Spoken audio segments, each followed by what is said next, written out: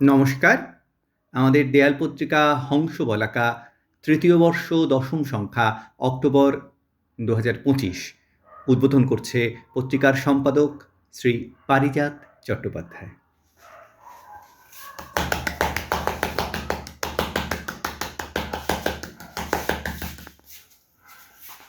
হংস বলাকা তৃতীয় বর্ষ দশম সংখ্যা অক্টোবর ২০২৫। আমার লেখা কবিতা কুরুক্ষেত্র। সকাল থেকেই মুষলধারে বৃষ্টি হচ্ছে বলে স্কুলে যাইনি আমিও, বাবা অফিস যায়নি চলে। ঘরের মধ্যে বন্দি আমরা, বাইরে প্রবল বৃষ্টি। বাবা বলল, আয় তো তোকে বোঝাবো কেমিস্ট্রি। আমি বললাম, তাহলে কি বই আর খাতা আনবো? বইটা পড়ে বুঝিয়ে দেবে, নতুন কিছু জানবো। বাবা বলল, ওসব কিছুর নেই কোনো দরকার, এক্সপেরিমেন্ট করেই আমরা শিখবো যা শেখার। মন দিয়ে শোন, লাগবে আমার চামচ ভরা নুন, দিদার পানের বাটা থেকে আনতো অল্প চুন। মোমবাতিও লাগবে একটা, বলগে মায়ের কাছে। পাতি লেবু আনতে পারবি? রান্নাঘরেই আছে। আলমারিতে পাস কিনা দেখ ন্যাপথলিনের বল। আর প্রয়োজন স্যানিটাইজার এবং একটু জল। সব কিছুতেই জোগাড় হলো মায়ের গলা, শোনো, ভাত বেড়েছি, তোমরা দেরি করো না আর কোনো। গরম গরম ভাতের সাথে রয়েছে ডিম ভাজা। বাবা বলল, মা ডাকছে, চল খেতে যাই রাজা। একটু দেরি হলেই কিন্তু কুরুক্ষেত্র হবে। আমি বললাম, এক্সপেরিমেন্ট হবে না আর তবে। সম্পাদকীয়। বন্ধুরা, তোমরা সবাই ভালো আছো তো? এই সংখ্যাটা প্রকাশ করতে একটু দেরি হয়ে গেল। সত্যি কথা বলতে অনেকটাই দেরি হয়ে গেল, বিভিন্ন কারণে। সেসব আর তোমাদের শুনে কাজ নেই। এক সময় তো ভেবেছিলাম পত্রিকা প্রকাশ বন্ধ করে দেব, কিন্তু ওই যে গল্প আছে না, একটি ছেলে শীতের সকালে কিছুতেই কম্বল থেকে বেরোতে পারছে না। ওর মা ডাকছে, কিরে কম্বলটা ছাড় এবার। ছেলেটি করুণ মুখে বলছে, মাগো, আমি তো কম্বল ছেড়ে বেরোতেই চাইছি, কিন্তু আমি কম্বল ছাড়তে চাইলে কি হবে? কম্বল যে আমায় ছাড়ে না। আমার অনেকটা সেই দশা। না, রসিকতা থাক, কিন্তু সত্যি সত্যি দেয়াল পত্রিকার এমন নেশা হয়ে গেছে যে বেশি দিন এটা ছাড়া থাকতে পারলাম না। তাই আবার ফিরে এলাম। এই বছরের আর যে দুটো সংখ্যা বাকি আছে, সে দুটো সংখ্যাও খুব তাড়াতাড়ি বের করব। আর তারপর জানুয়ারি থেকে হংস বলাকা নব কলেবরে প্রকাশিত হবে। অনেক নতুন কিছু ভেবেছি, যাক, সে যখন হবে তখন তো দেখতেই পাবে। এবার আর তাহলে বেশি কিছু লিখছি না। সবাই ভালো থেকো, সুস্থ থেকো। আর মাস দুয়েক যে দেরি হলো পত্রিকা প্রকাশে, সেজন্য আমি সবার কাছে ক্ষমা চাইছি। আজ তাহলে এই পর্যন্তই থাক। টাটা, জয় হিন্দ। সৌভিক চট্টোপাধ্যায়ের লেখা একটা কবিতা আছে, কবিতার নাম বিচ্ছেদ বেদনা। আকাশে ভীষণ মেঘ করেছিল, হাওয়া দিচ্ছিল জোরে। ঘুম ভেঙেছিল কি জানি কিভাবে সেই দিন কাক ভরে। বাইরে এসেই চোখে পড়েছিল ছোট্ট বিড়াল ছানা, হলদে কালোতে দোড়া কাটা গাটা, চোখ দুটো টানা টানা। মিউ মিউ করে ডেকে যাচ্ছিল বড্ড করুণ সুরে। বলছিল যেন, কোলে তুলে নাও, দাঁড়িয়ে থেকো না দূরে। কি মায়াবী চোখ, কি সরল মুখ, গাটা তুলতুলে ভারী। এমন মিষ্টি বিড়াল ছানাকে কোলে না নিয়ে কি পারি? সেই থেকে ছিল ছোট্ট বিড়াল আমাদের ঘরটিতে, আমার সঙ্গে ঘুরতো ফিরতো গ্রীষ্মে শরতে শীতে। সকালবেলা ওর সঙ্গেই ভাঙতো আমার ঘুম, ঘুমোতে যেতামও ওর সঙ্গেই, রাত হলে নিচ্ছুম। এইভাবে প্রায় ৬-৬টি মাস কাটিয়ে আমার সাথে কি জানি কি হলো, কোথায় যে গেল একদিন মাঝরাতে। সেই যে সে গেল, গেল তো গেলই, ফিরল না তারপরে। ওর সব স্মৃতি ছড়িয়ে রয়েছে আমার ছোট্ট ঘরে। আমি ভাবি রোজ, আজকে হয়তো আসবে সে ফিরে ঠিক, বারবার শুধু ঘর বার করি, খুঁজে ফিরি 10 দিক। সত্যি কি আর ফিরবে না সেই ছোট্ট বিড়াল ছানা?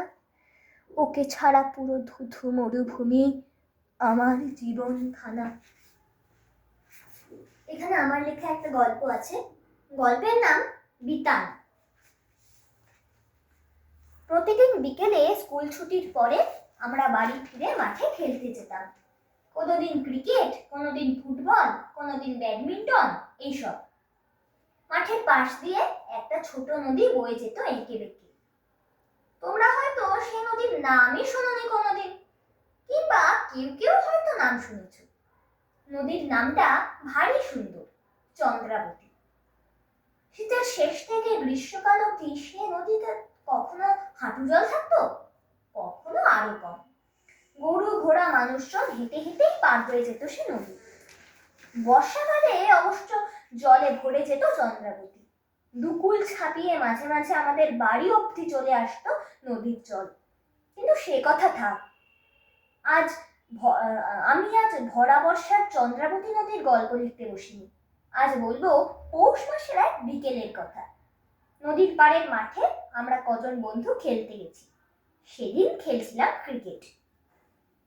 নদীর ওপারে একটা পোড়ো বাড়ি ছিল, সেখানে কেউ খুব একটা যেত না। তা হয়েছে কি, সেদিন পাপান একটা ফুলটস বল করলো, আর আমিও স্ট্যাম্প ছেড়ে বেরিয়ে এসে সপাটে বল চালালাম। এত জোরে মেরেছি যে বলটা মাঠ পেরিয়ে নদী পেরিয়ে একদম পোড়ো বাড়িটার জানলা গলে ভিতরে চলে গেল। আর আমি স্পষ্ট শুনলাম পোড়ো বাড়ির ভিতরে কাঁচের কোনো একটা জিনিস ভেঙে পড়ার শব্দ। এদিকে সব বন্ধুরা আমাকে তখন বলছে, তোর জন্য এই বলটা ওখানে গেছে, ওটা আনতে তোকেই যেতে হবে। আমি ওদের যতই বলি, আরে ওই পোড়ো বাড়িতে আমি একা যাবো কি করে, ওখানে যাওয়া কি চারটিখানি কথা, তবুও ওরা শুধুই বলে, না তুই বল ফেলেছিস, তোকেই আনতে যেতে হবে। অনেক করে বোঝানোর পর অনুপম আমার সঙ্গে যেতে রাজি হলো। আমরা দুজনেই হেঁটে হেঁটে নদীটা পেরোলাম। কিন্তু নদীর ওপারে পৌঁছে অনুপম বলল, আমি এখানে দাঁড়াচ্ছি, তুই বাড়িটায় ঢুকে টুক করে বলটা নিয়ে আয়। কি আর করা, আমি একাই রওনা দিলাম বাড়িটার দিকে। বুকটা যে একটু ধুকফুক করছিল না এমন নয়, কিন্তু বন্ধুদের সামনে নিজেকে ভীতু প্রমাণ করতে ইচ্ছা করছিল না। পোড়ো বাড়িটার সামনে এসে একটু থমকে দাঁড়ালাম আমি, কিন্তু তখনও সন্ধে হয়নি। পশ্চিম আকাশে সূর্য দেবতা এখনো আছে। ভয় কি, এই ভেবে এক ঝটকায় বাড়ির দরজাটা খুলে ফেললাম। আমি দরজাটা খুলতেই একটা বাদামি রঙের চিল জোরে জানা ঝাপটাতে ঝাপটাতে ঘর থেকে বেরিয়ে এলো। তারপর চিৎকার করতে করতে ডানা মেলে উড়ে গেল আকাশে। আমি স্পষ্ট দেখলাম চিলটার কোণে, চোখের কোণে জল চিকচিক করছে। অনুপম যদিও বা দাঁড়িয়ে ছিল নদীর তীরে, চিলটাকে চিৎকার করতে করতে উঠতে দেখে দৌড়ে নদী পেরিয়ে বন্ধুদের কাছে চলে গেল। ওখান থেকেই বলল, তুই তাড়াতাড়ি বলটা নিয়ে আয়, আমি এখানেই দাঁড়াচ্ছি।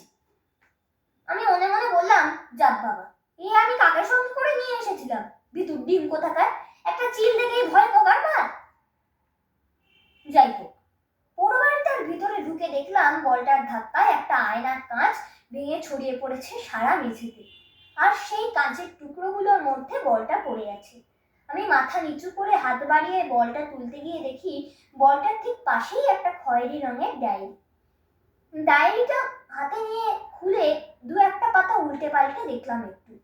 মনে হলো কোনো একটা বাচ্চার হাতের লেখা। খুব আশ্চর্য লাগলো, এখানে ডায়েরি কোথা থেকে এলো। মনে মনে ভাবলাম, নিয়ে যাই এটা, কেউ তো এখানে আসে না, কবে থেকে পড়ে আছে এখানে কে জানে, বাড়ি গিয়ে পড়ে দেখবো। বলটা আর ডায়েরিটা নিয়ে পোড়ো বাড়ি থেকে বেরোলাম আমি। নদীর এপারে আসতেই বন্ধুরা বলল, তুই অত জোরে ব্যাট করেছিস, তুই আউট হয়ে গেছিস। আমার আর খেলতেও ইচ্ছে করছিল না অবশ্য। তখন মনে হচ্ছিল কখন বাড়ি যাব আর ওই ডায়েরিটা পড়বো। আমি তাই বললাম, ঠিক আছে আমি না হয় আউট, কিন্তু ওদিকে দেখ দিনের আলো পড়ে এসেছে, সূর্যি মামা হেরে গেছেন পশ্চিমে, আর কি খেলবি এখন। যাই হোক, সেদিনের মতো খেলা বন্ধ করে বন্ধুরা যে যার বাড়ি ফিরে এলাম। বাড়ি ফিরে হাত মুখ ধুয়ে আমি মাকে বললাম, মা আমি আজ এখন একা একটু মন দিয়ে পড়বো, এখন আমাকে বিরক্ত করো না বলেই পড়ার ঘরের দরজা বন্ধ করে ডায়েরিটা পড়তে বসলাম। আমার নাম বিতান। তুমি যেখান থেকে এই ডায়েরিটা পাচ্ছ, এটাই আমার বাড়ি। অথচ কি আশ্চর্য জানো, এখানেই আমি বন্দি আছি কত বছর হয়ে গেল। আমার বাবা মা আমাকে খুব ভালোবাসতো। আমরা তিনজনে কত কিছু খেলতাম, একসঙ্গে নাটক করতাম, কবিতা বলতাম, ঘুরতে যেতাম। জানো, আমার বাবা না আমাকে নিয়ে খুব মজা করতো। কিরকম মজা শুনবে? এই যেমন ধরো, বাবা মাঝে মাঝে আমাকে আয়নার কাছে নিয়ে যেত আর আমার দেহ আয়নার সঙ্গে স্পর্শ করিয়ে বলতো, এই তোকে আয়নায় ঢুকিয়ে দিলাম আর আয়নার ভাইটাকে বার করে আনলাম। আমি তো তখন বাচ্চা ছিলাম, ভাবতাম সত্যিই বুঝি তাই। ভয় পেয়ে আমি খুব চেঁচাতাম আর বলতাম, বাবা আমাকে বের করে নিয়ে এসো প্লিজ। একটু পরে বাবা এসে আবার আমাকে আয়নার সামনে নিয়ে গিয়ে বলতো, আচ্ছা আচ্ছা বেশ, এই আয়নার ভাইটাকে আবার আয়নাতে ঢুকিয়ে দিলাম আর তোকে বের করে আনলাম। আমি তখনও কাঁদতাম। বাবা তখন আমাকে ফ্রিজ খুলে চকলেট দিত। পরে আস্তে আস্তে আমার ভয় কেটে গেছিল। তখন বাবাকে বলতাম, বাবা আয়নার ভাইটাকে বের করে আনবে না? তখন তো বুঝিনি যে আয়নার ভিতরে সত্যি আরেকটা ভাই থাকে। আমি অবাক হয়ে গেলাম ডায়েরিটা এই অবধি পড়ে। আয়নার ভিতরে আবার ভাই থাকে নাকি? কি লিখেছে বিতান? যাই হোক, আবার পড়তে শুরু করলাম। একদিন আয়নার সামনে দাঁড়িয়ে আমি চুল আঁচড়াচ্ছিলাম। হঠাৎ আয়নার গায়ে হাত লেগে গেল। তখন আয়না থেকে কেউ জোরে টেনে আমাকে আয়নার মধ্যে ঢুকিয়ে দিল। দেখি আয়নার বাইরে আমার মতো দেখতে আরেকটা ছেলে দাঁড়িয়ে চুল আঁচড়াচ্ছে। আমি তখন চিৎকার করে বলছি, বাঁচাও বাঁচাও। সামনের ছেলেটাকে জিজ্ঞাসা করলাম, তুমি কে? ওই ছেলেটা মুচকি হাসলো শুধু, তারপর কিছু না বলে সোজা চলে গেল। আধ ঘন্টা পর ফিরে এসে বলল, আজকের মতো হয়ে গেছে, কাল আবার আয়নার সামনে এসে দাঁড়াবি, আমি আবার কাল বের হব। যদি তুই না আসিস, তোকে যখনই পাবো ধরে সারা জীবন এই আয়নায় বন্দি করে রাখবো, আর এ কথা কাউকে বলবি না। বাইরে বেরিয়ে এসে আমার নিজেরই বিশ্বাস হলো না এসব। এরকম আবার হয় নাকি? আয়নার ভিতরে সত্যিই কি কেউ একজন থাকে আমার মতো দেখতে? সে কি সত্যিই আমাকে আয়নার ভিতরে ঢুকিয়ে নিয়েছিল একটু আগে? এটা কি বাবা মাকে বলবো? কেউ কি বিশ্বাস করবে এসব? আমাকে তো পাগল ভাববে, কিংবা বলবে বিধানা কোনো বাচ্চাই রয়ে গেছে। এইসব সাত পাঁচ ভেঙে আমি কাউকে কিচ্ছু বললাম না। পরদিন ঘুম থেকে উঠে মনে হলো বোধহয় আমি স্বপ্ন দেখছিলাম এসব। তাও ভাবলাম একবার পরখ করে দেখি। ভয় ভয় আয়নার গায়ে হাত দিতেই আমাকে আয়নায় ঢুকিয়ে নিজে বের হয়ে এলো ছেলেটা, একদম আমার মতো দেখতে। বেরিয়ে এসেই বলল, বিতান তুই ভালো ছেলে, আমাকে আজ আবার বের হওয়ার সুযোগ দিয়েছিস। শোন, রোজ এরকম আমাকে অল্প একটু সময়ের জন্য বের করে আনিস, তাহলে তোর কোনো ক্ষতি করবো না আমি, বলে চলে গেল ছেলেটা। হঠাৎ এই সময় মা ডাকলো, কিরে তোর এখনো পড়া হয়নি? একটু বেরিয়ে আয়, হরলিক্সটা খেয়ে যা। আমি বললাম, যাচ্ছি। কিন্তু ডায়েরিটা ছেড়ে ঘর থেকে বেরোতে মন চাইলো না। আমি আবার পড়তে শুরু করলাম। মোটামুটি আধ ঘন্টা পর আমাকে আয়না থেকে বের করে দিল ছেলেটা। তারপর স্নান খাওয়া মিটিয়ে স্কুলে গেলাম।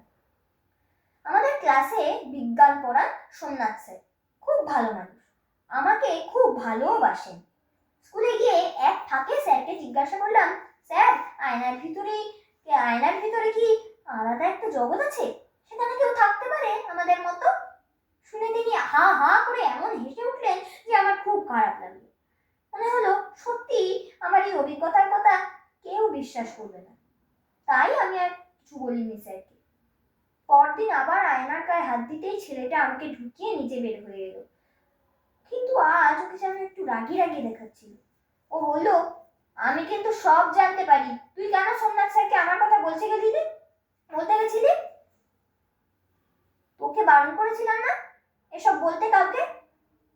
অবশ্য বললেও কেউ তোর কথা বিশ্বাস করবে না, বলে কেমন বা একটা অদ্ভুত ভাবে হেসে ছেলেটা চলে গেল। সেদিন প্রায় ঘন্টা দুয়েক ওর দেখা নেই। আমার খুব ভয় লাগছিল। যাই হোক, ঘন্টা দুয়েক পর ছেলেটা ফিরে এসে বলল, তুই সোমনাথ স্যারকে আমাদের কথা বলেছিলি? তাই আজকে একটু বেশি সময় তোকে আটকে রাখলাম। আর কাউকে এসব বলিস না যেন, না হলে। কথাটা শেষ করলো না ছেলেটা, কিন্তু আমি ঠিকই বুঝতে পারলাম ও কি বলতে চাইছে। তারপর থেকে আমি আর কাউকে এসব কথা বলিনি। কয়েকদিন পর আমাদের স্কুলে অ্যানুয়াল রেজাল্ট বেরোবে। আগের দিন রাতে আমাদের স্কুলের ইনচার্জ আন্টি আমার মাকে ফোন করে বললেন, বিতান তো এবার খুব ভালো রেজাল্ট করেছে, ও তো ফার্স্ট হয়েছে। সে তো প্রতিবারই হয়, কিন্তু এবার সব সাবজেক্টে বিতান 100তে 100 পেয়েছে। Great achievement. আমার এত আনন্দ হলো যে আমি আগেই আপনাকে বলে ফেললাম। মা আমাকে আর বাবাকে জানালো খবরটা। সেদিন রাতে আমাদের সবার মনে যে কি আনন্দ হচ্ছিল। মা, বাবা আর আমি তিনজনে মিলে ছাদে গান গাইলাম অনেকক্ষণ। আবার এই সময় মা দরজা ধাক্কা দিল, বলল, হে কখন ডেকেছি, এখনো আসলে না? আয় শিগগির, আর হরলিক্সটা তো ঠান্ডা হয়ে গেল। আমি বাইরে এসে হরলিক্সটা খেয়ে নিলাম, মাকে একটু আদর করলাম। তারপর ঘরে এসে আবার পড়তে শুরু করলাম ডায়েরিটা। পরদিন সকালে স্কুলে যাব বলে রেডি হচ্ছি। চুল আঁচড়াবো বলে আয়নার সামনে এসেছিলাম। হঠাৎ কি করে আয়নায় হাত লেগে যাওয়ায় ছেলেটা আমাকে ঢুকিয়ে দিল আয়নার ভিতরে, আর নিজে বেরিয়ে এলো। আমি কেঁদে বললাম, কি করলে, ছাড়ো আর বেরো করো আমাকে, আজকে আমার রেজাল্ট। আমি স্কুলে যাব আজকে। ছেলেটা বলল, হ্যাঁ হ্যাঁ আমি সব জানি, আজ তোর রেজাল্ট, কিন্তু আমি তো যাবো স্কুলে তোর রেজাল্ট আনতে। কত মজা, কত খাওয়া দাওয়া হবে সেখানে। আমি বললাম, আমিও যেতে চাই, ওখানে না গেলে আমি যে কিছুই দেখতে পাবো না। আজ আবার আমাদের স্কুলে একটা ম্যাজিক শো হয়, ওটা দেখতে আমার খুব ভালো লাগে। ছেলেটার হয়তো দয়া হলো আমার উপরে, একটু ভেবে এসে বলল, তুই অবশ্য ভালো ছেলে, তাই তোর চোখে আমি আমার হাতটা ছুঁয়ে দিলাম। এখন থেকে তুই দূরের সব জিনিস দেখতে পাবি আজ সারাদিন, বলে আমার চোখে হাতটা ছুঁয়ে দিল। তারপর থেকে সত্যি সত্যি আমি দূরের সবকিছু দেখতে পাচ্ছি। ছেলেটা যাচ্ছে, বাবা মায়ের সাথে ট্যাক্সিতে উঠলো, স্কুলে গেল, কিন্তু স্কুলে ঢোকার আগেই হঠাৎই ওপর থেকে স্কুলের একটা জানলা ভেঙে পড়লো ছেলেটার মাথায়, রক্তারক্তি কাণ্ড, ছেলেটা অজ্ঞান। ওকে এই অবস্থায় ধরাধরি করে সকলে হাসপাতালে নিয়ে গেল। ডাক্তার বলল, অনেক দেরি হয়ে গেছে, আর কিছু করা যাবে না, রাস্তাতেই পেশেন্ট এক্সপায়ার করে গেছে। আমার মা আবার তখন সে কি হাউ হাউ করে কান্না, আমারও কান্না পাচ্ছিল। একদিন গেল, দুদিন গেল, বাবা মা বাড়িতে, আমি আয়নার ভিতর। মা আর বাবা সারাদিন বাড়িতে বসে বসে কাঁদে, আমিও কাঁদি আয়নার ভিতরে বসে। আমি কত ডাকি বাবা মাকে, কিন্তু ওরা আমার কথা শুনতে পায় না, আর আমারও বেরোবার উপায় জানা নেই।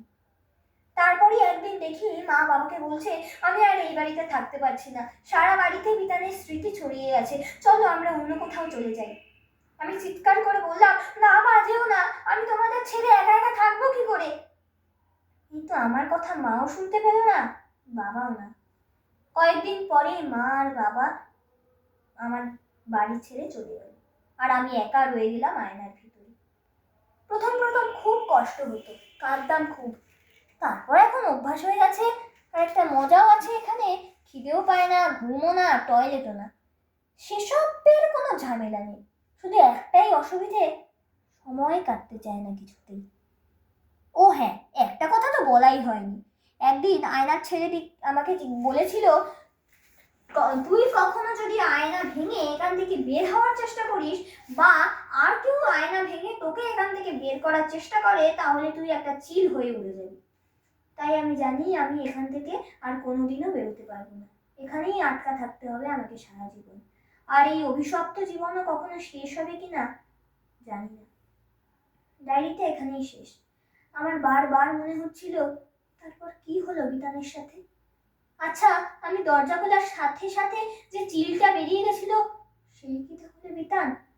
আয়না ভাঙার ফলে বিতান কি চিল হয়ে গেছিল? এর উত্তর জানানোর মতো কেউ নেই। তারপর থেকে আমি কোথাও কোনো চিল দেখলেই কেমন আনমনা হয়ে যাই। কে জানে, ওদের মধ্যেই হয়তো বিতান আছে। খুব কষ্ট হয় বিতানের জন্য। নমস্কার।